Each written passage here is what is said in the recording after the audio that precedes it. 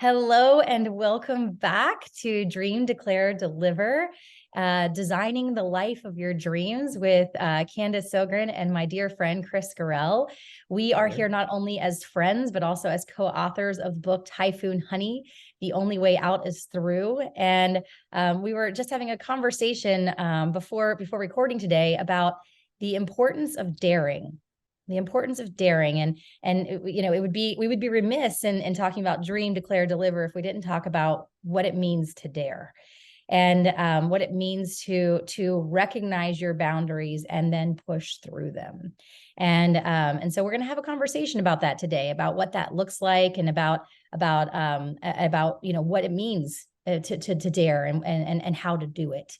And I'll start off with a quote and then we can jump in, Kris. But the quote that Kris and I were talking about, my husband actually sent this to me this week. And he said, this is really sitting on my heart. And the quote is, "It's not because the things are difficult that we do not dare. It's because we do not dare that they are difficult," from Seneca. And so, Kris, what does that saying mean to you?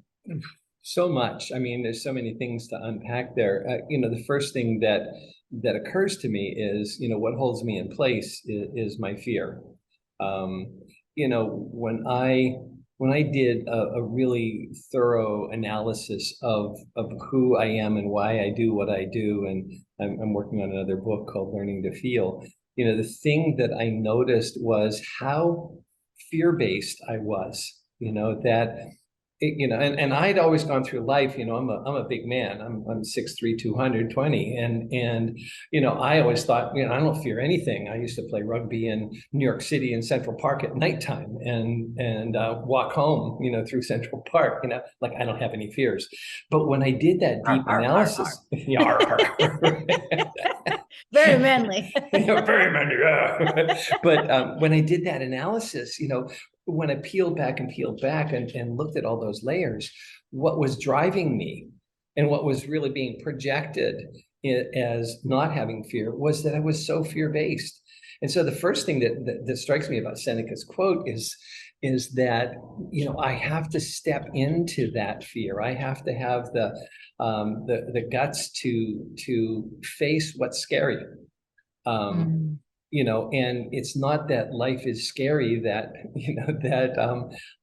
I don't do that. It's that I haven't taken the dare. I haven't, and life keeps showing up to me as saying, right, dare you to do this. So I step through that and it goes, oh yeah, well, I dare you to do this.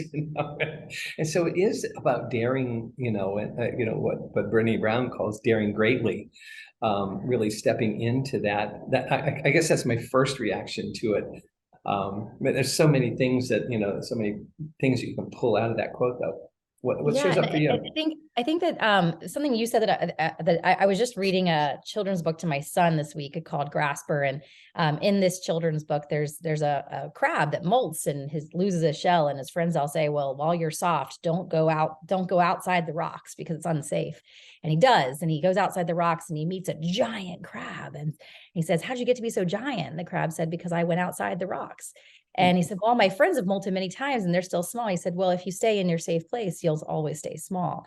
And so I think first we need to, for me, what came up was identifying where I'm staying small, identifying where I'm fear-based, or where I'm setting up boundaries based on keeping myself safe. And I see that a lot in with finances, like making decisions that are safe. I see it a lot in my work relationships, not daring to say what's really on my mind because I'm afraid of losing my job, or even in my romantic relationship as well. So where are you keeping yourself safe? Where do you see yourself staying small? I live in this story that I'm turning 74 this year, and 74 years young. Yeah. And so I have this story that I've done enough, and so where I keep myself small is when I have that thought come up that, well, like you've done a lot of work in your life. You've done, gone places, you've done things, you've really pushed through boundaries. You don't need to do anymore. And that's such a lie, because what keeps me alive and vital is taking the dare, is really looking at where's my boundary now I'm inside this safe corral, and there's a fence the whole way around it. And all those places where I grow are on the other side of the fence, and so I have to keep reminding myself that there's still a fence there, that I want to keep safe and protected. And that I need to step beyond the fence.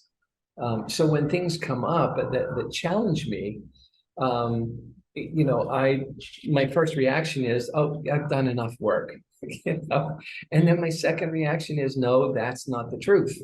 The truth is, I'm going to grow and develop and keep expanding until the last breath I take. That's my mantra. Is like, grow or die. That's it. So yeah, I see it showing up a lot. I think as you said, in your love relationship, I have the fortune of being married to, excuse me, a very strong, powerful, and articulate woman.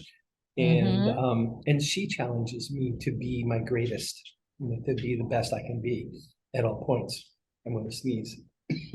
Well, you can sneeze, and we're all a fan of Sarah's, so I'm glad she challenges you.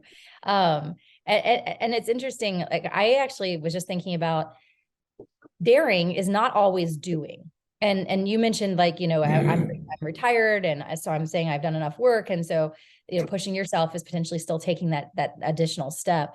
For me, and I think that for many of our listeners, doing is not the problem. Like, I could do all day long, and that doesn't actually solve a lot for me. And so, as you know, Kris, I sold a business in June of this year, of last year, and that was a really hard decision.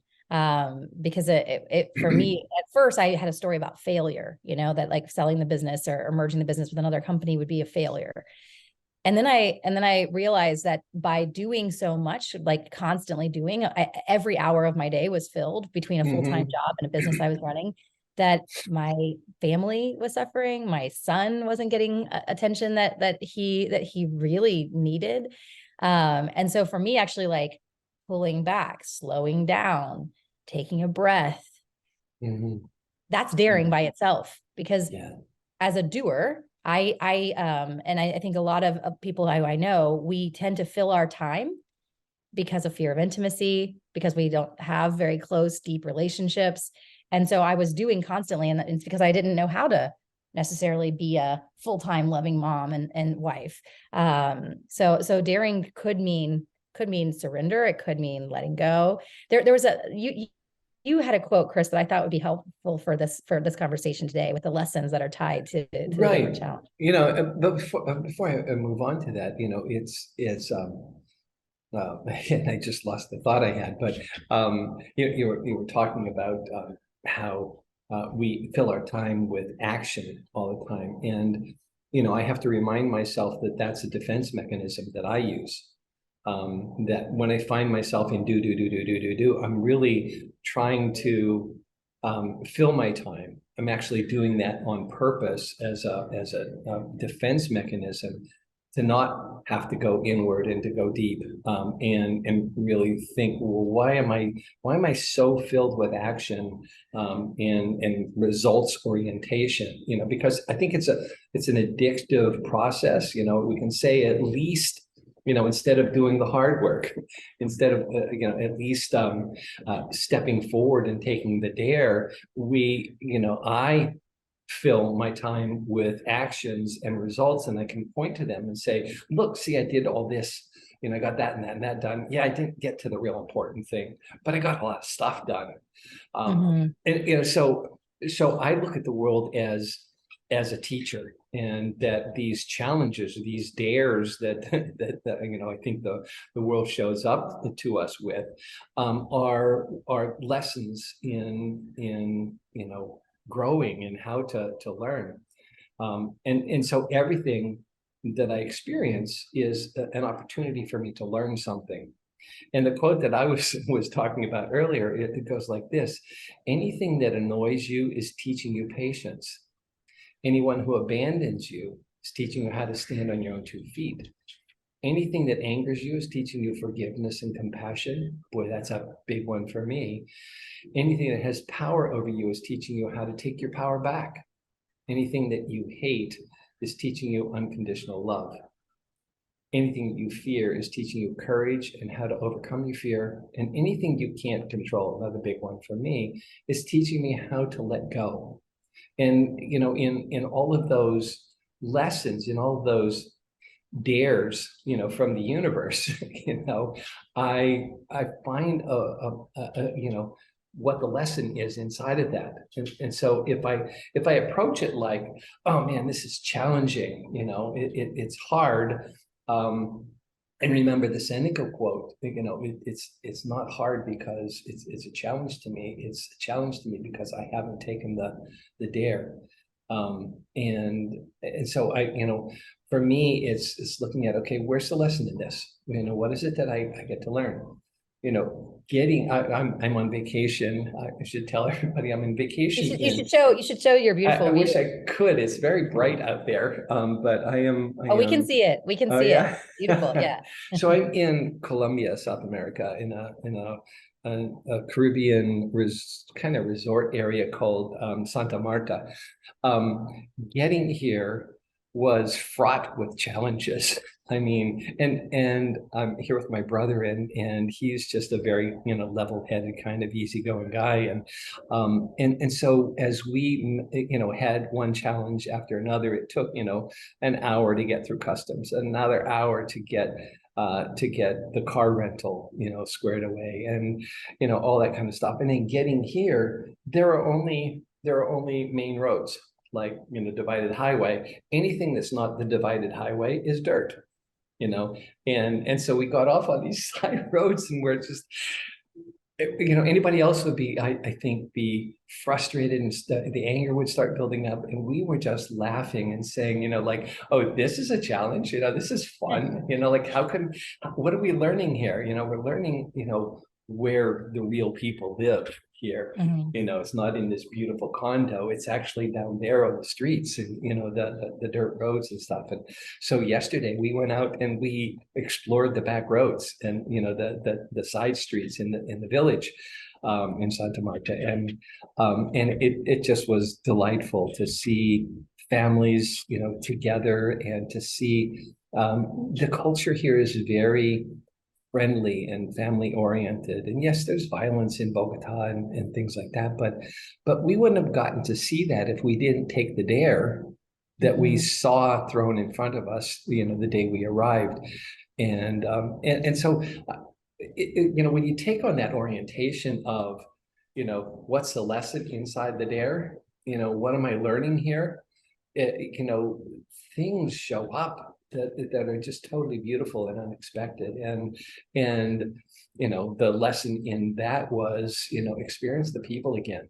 You know, that's what I want to do when I travel, is I want to get to know the real people. I don't want to see the, you know, the JW hotel and its beautiful beach with, you know, everything manicured. I want to see, you know, how people here live, and get a chance to experience that. And, you know, it's just been fun. You know, not having good Spanish at all. I have like 5 working phrases, and my brother's a little bit better because he did a lot of work in South America. But you know, trying to speak in Spanish, you know, is, you know, they smile and laugh, and they go like, oh, over here. Yeah. So there's no English spoken here at all. It's really, you know, everything's a challenge and everything's a lesson, you know. So I'm learning Spanish real fast by immersion.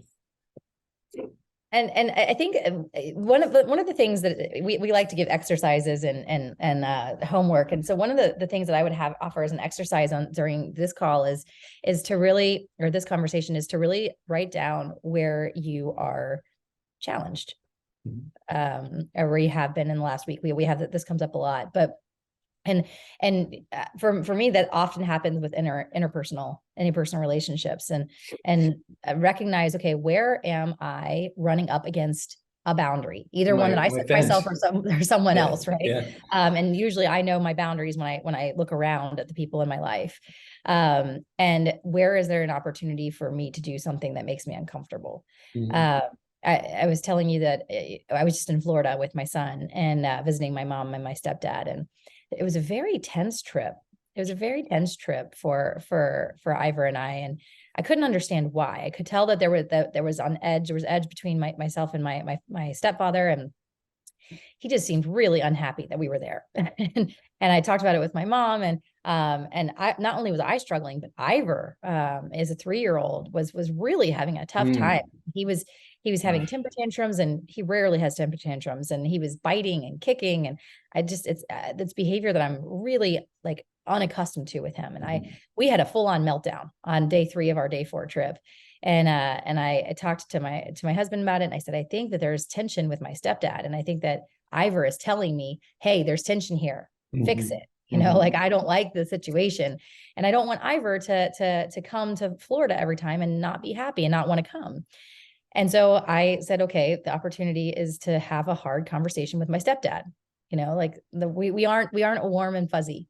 He married my mom after I was an adult, so we never had like a father-daughter relationship. He makes my mom very happy. That's all that's really mattered to me. But when we're in a close environment together, I want it to be loving for everybody. And so I had a conversation with him, and it was awesome. It was awesome. There were things that came up that have been bothering him about me for 10 years that I didn't know. And like those things have been building up. And so that tension that I was feeling is not just tension for the week that we were there. It's tension that has been building for 10 years that I just wasn't aware of. And so, so the dare for that was to actually go have the conversation. I could have left. I could have grinned and bared it, grinned and bore it. And I could have had Ivor say, I don't ever want to go back again, or fight me when we go to visit, Nana again. But instead it was like, no, this is important. There's a lesson here. And I need to go figure out what that lesson is and try to resolve this before we go. Right.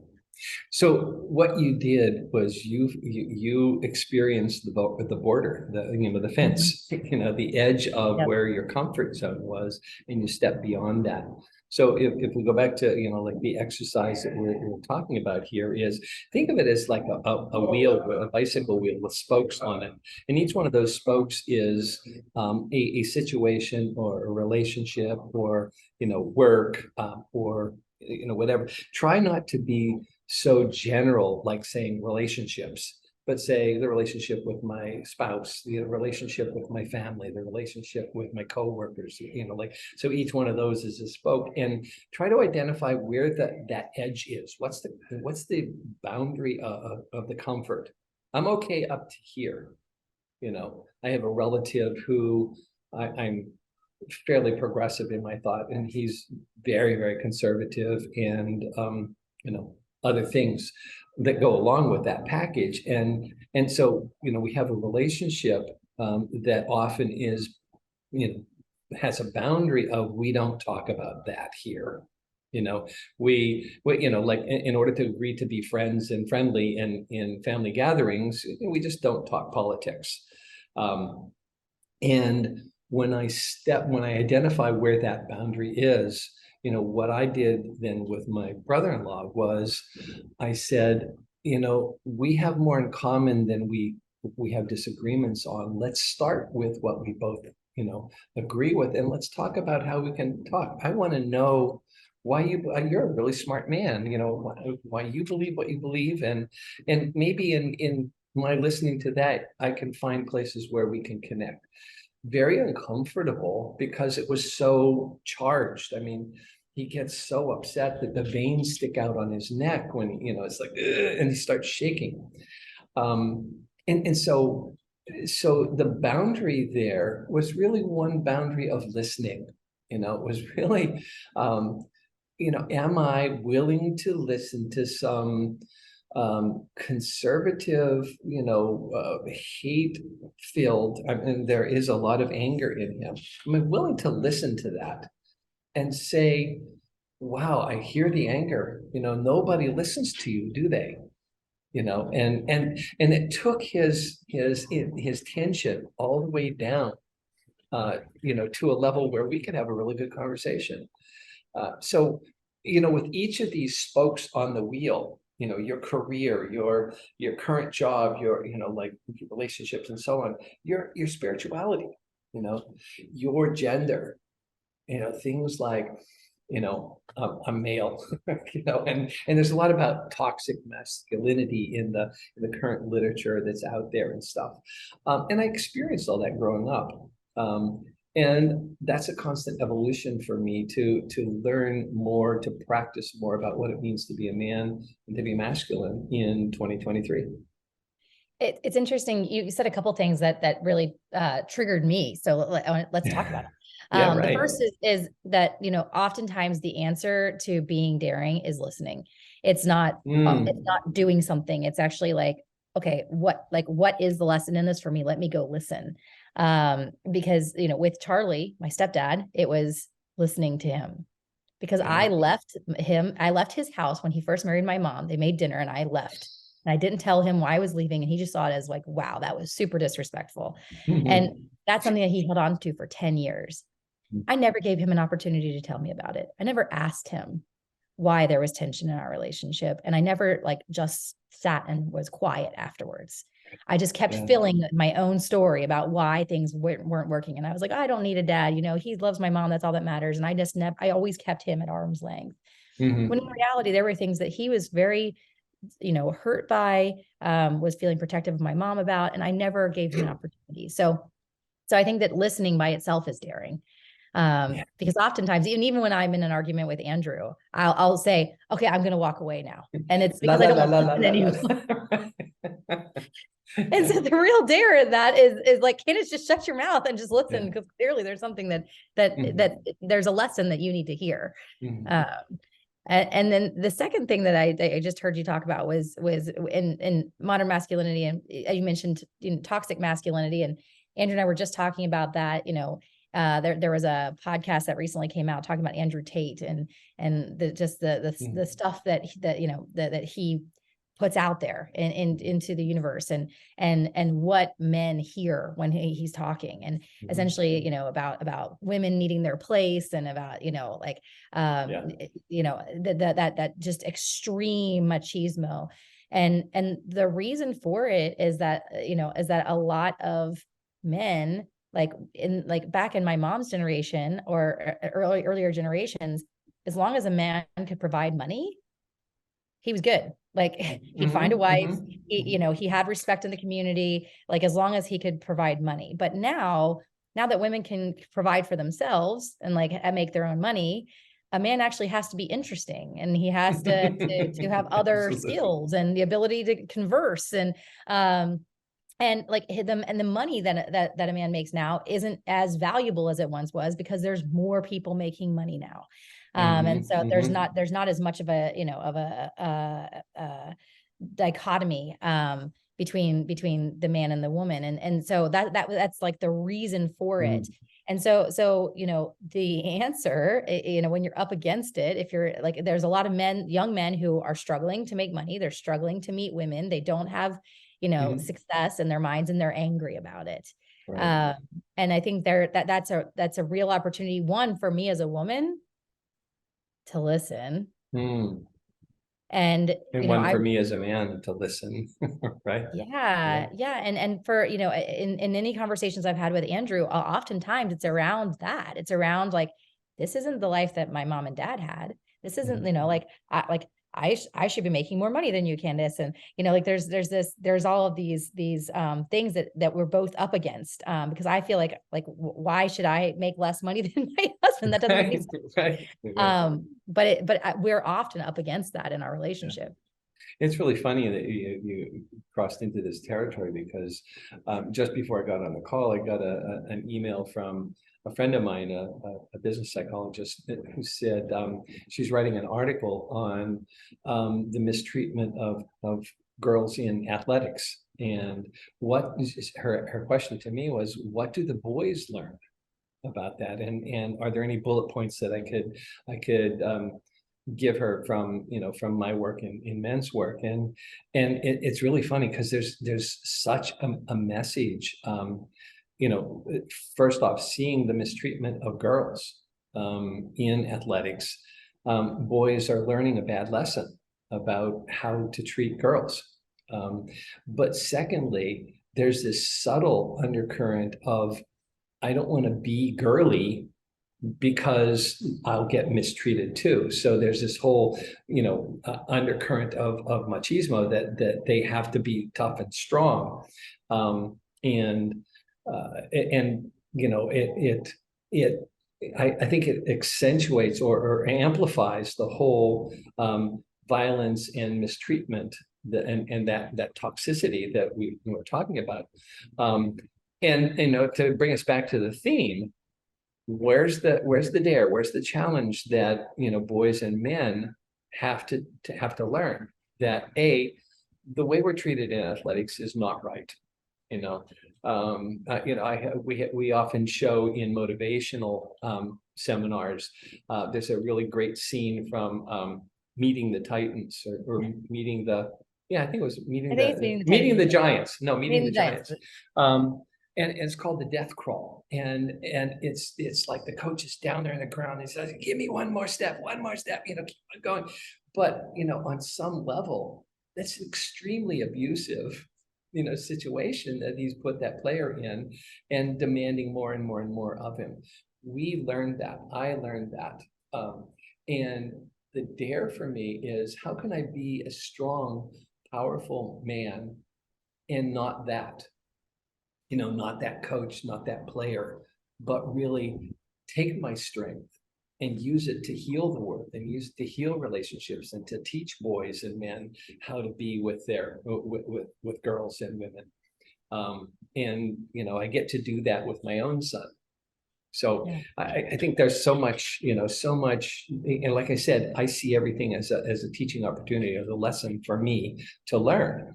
And find out more about who I am and how to grow.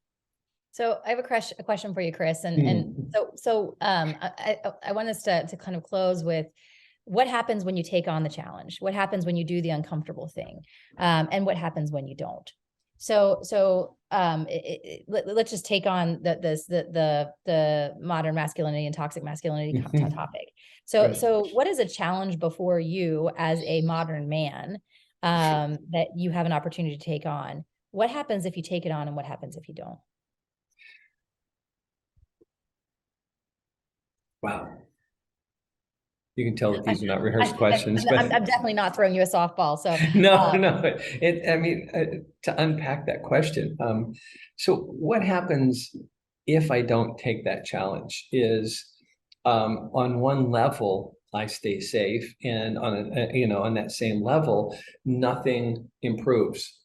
If I'm a constantly evolving human, and you're a constantly evolving human, then we can look at the world that's constantly evolving. When we don't take on that challenge, when I don't take on that challenge, I've not done my part to take the world the next step further in understanding. So, if we look at the history, over time, of how men and women treat each other, and particularly how men have treated women over time, we're getting better and better, but we're still not there. And so what can I do? The challenge to me is, what can I do that's uncomfortable, that will grow me and allow me to teach the lesson? For years and years, I've loved that scene, the Brock scene of one more, give me one more, give me your best, because that's how I lived life. And so for me, it was like a big motivation as I've grown and evolved in my discovery. And this is recent, I've come to see, wait, behind that is some real abuse, and I'm not willing to participate in that kind of abuse anymore. And I'm not willing to allow others to do that around me. So it's uncomfortable as hell to say to a good buddy, like, I don't like that joke. That was not right. And you don't have the right to tell those kinds of sexist things in front of me. So, I was going to say, calls it forward. There's something interesting that's coming up for me. And so in the conversation with my stepdad this week, if I had not taken it on, so it's because I took it on, there was healing that happened. There was healing that only happened for my stepdad and me, which that felt good. But more importantly, there was healing that happened for my stepdad and my son. because up until we had the hard conversation, there was nothing. There was no interaction between my stepdad and my son for 3.5 days. But once that conversation happened, there was warmth, there was laughter, there was love that was shared. And like, so I guess for me, what it told me was, had I not had that hard conversation, it would have not only affected me, it would have also affected my son. It would have affected the story that my son makes up about step grandparents. Like it would have perpetuated on to the next generation had I not taken it on. What strength did you build in exercising that muscle? You know, and that's an exclamation point at the end. What strength you built in exercising that muscle. So, you know, it's very challenging and uncomfortable to say to a buddy of mine, you know, that's bullshit. Pardon me. You know, that doesn't get to be around me, because I'm a stand for justice, and I'm a stand for equality. But I get stronger in taking that stand and going beyond the fence into the uncomfortable. And over time, my buddies respect me more for it. What you did in that situation was not only face your uncomfortable, but you healed a rift between you and your stepdad, and you strengthened the family and yourself. You got stronger, you know, and everything, you know, like when we look at life as those challenges as lessons that we get to learn, you know, like on the other side of the fence, you get to turn around and look and say, that was incredible. Look at what you just did. You healed a family in one act. You healed a family. And that's the opportunity that every person listening to this episode today has, is in just one act, you can heal a generation. You can heal multiple generations. You can change how a generation looks at a certain situation or scenario. And so just in daring, just in choosing to see your boundary and take yourself on and take the boundary on, you're creating an act of healing that is a ripple throughout the world. You're not taking, you know, like a mile-long hike beyond the boundary. You're taking the one step on the other side of the fence. And amazing things show up when you take the dare, when you see the lesson and enjoy it. So thank you for joining us on Dream, Declare, Deliver. And we hope you take on the challenge of the exercise and see where your fence is, and then one by one start ticking off, you know, what's on the other side of the fence, and keep challenging yourself to take the dare and to learn the lesson. So thank you, and we'll see you all next time on Dream, Declare, Deliver.